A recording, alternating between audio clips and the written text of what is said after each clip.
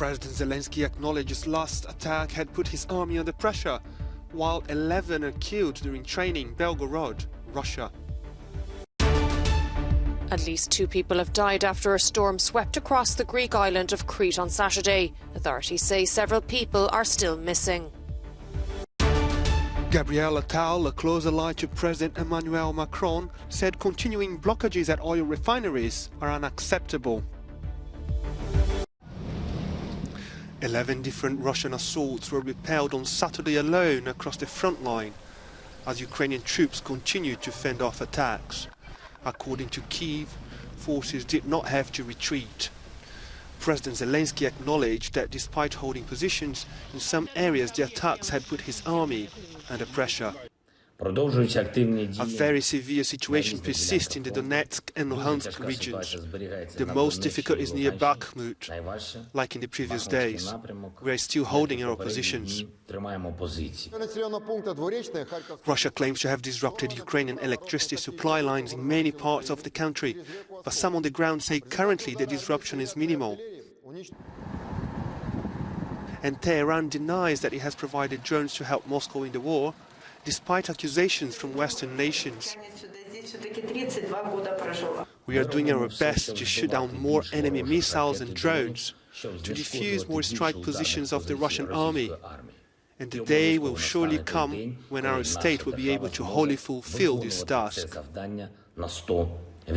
And in the Russian city of Belgorod, 2 men have killed 11 people in an attack at a Russian military training ground during a firearms training session. The Russian Defense Ministry did not give further details. At least 2 people have drowned on the island of Crete after their car was swept away by heavy floods and gale-force winds on Saturday. A 50-year-old man was pronounced dead yesterday, while firefighters say they found the body of a woman at sea on Sunday morning.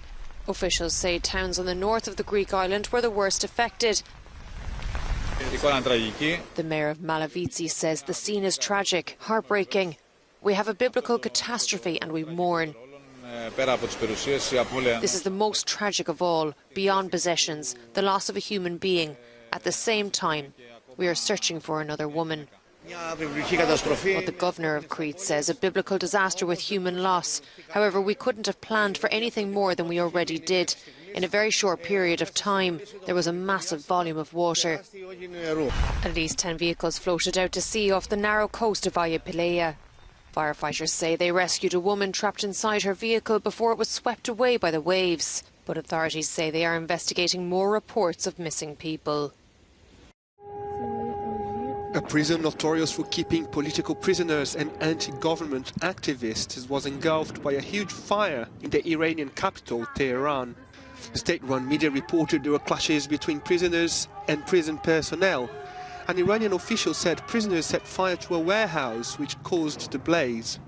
He said the rioters were separated from other prisoners to de-escalate the conflict. A prosecutor in the capital said that peace had returned to the prison. A protest broke out on the streets soon afterwards, with many chanting "Death to the dictator," a reference to the supreme leader Ayatollah Ali Khamenei. There has been exactly 1 month since the death of 22-year-old Mahsa Amini. She was arrested by Iran's morality police in Tehran for violating the Islamic Republic's strict dress code. Iran has seen an unprecedented wave of protests since her death. At least 233 protesters have been killed in the last 4 weeks. France's Minister of Public Action and Accounts, Gabriel Attal, a close ally to President Emmanuel Macron, said blockages at oil refineries are unacceptable. Some strikes are continuing. France's Total Energies and Esso ExxonMobil, despite hopes the agreement over pay would alleviate recent shortages. Once again, the objective is not to divide French people, to create tensions. The objective is now to gather French people around the same demand. We have an understanding of the public because, unlike ministers or the general management of large companies, we live among them.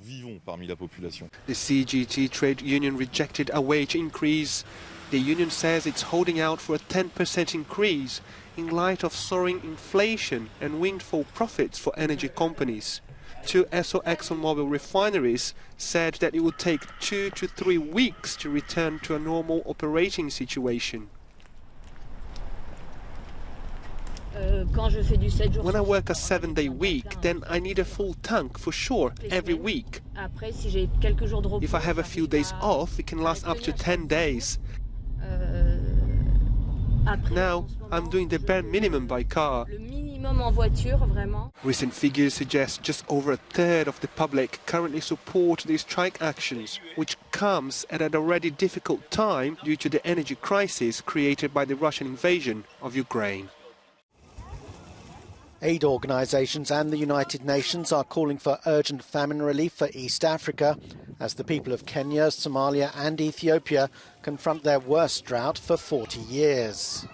Oxfam says food shortages are likely to cause one death every 36 seconds, while the United Nations Food and Agriculture Organisation says help is needed now. We should not wait for a famine declaration to act, because then it will be too late. We know from 2011, when we faced a famine situation and a famine declaration, that by the time the famine was declared, half of the 260,000 people who died had actually already died. 4 successive seasons of poor rainfall have caused livestock to die and crops to fail, with rural populations in hard-to-reach areas of Somalia the hardest hit. The current drought is the worst that we have seen in the last 4 decades. It has affected about 7.8 million people. So that just to put things in perspective, this is about half of Somalia's population. 90% of the country is facing extreme drought. High food prices caused by the war in Ukraine have exacerbated the situation, and the FAO also warns food instability is often linked to an increase in gender-based violence. The alert coincides with the United Nations World Food Day. Italian astronaut Samantha Christopheretti has successfully completed her second trip to the International Space Station. After 170 days in space, the 4-person mission splashed down off the coast of Florida on Friday in the SpaceX Dragon Freedom capsule. The 45-year-old from Milan became the first woman from Europe to assume the role of the commander of the ISS in September. Thousands of protesters took to the streets of Lisbon and Porto on Saturday, marking the end of a month-long series of marches as the cost of living crisis continues. Several labour unions, including the General Confederation of Portuguese Workers, are calling for an immediate increase in salaries and higher pensions. Demonstrators chanted and held signs reading "Pensions and wages must be defended." 2 rival Tunisian opposition groups have staged one of the biggest days of protest so far against President Kais Saied, denouncing his moves to consolidate political power as public anger grows over fuel and food shortages. Saied, who moved to rule by decree after shutting down parliament last year, has said the measures were needed to save Tunisia from years of crisis.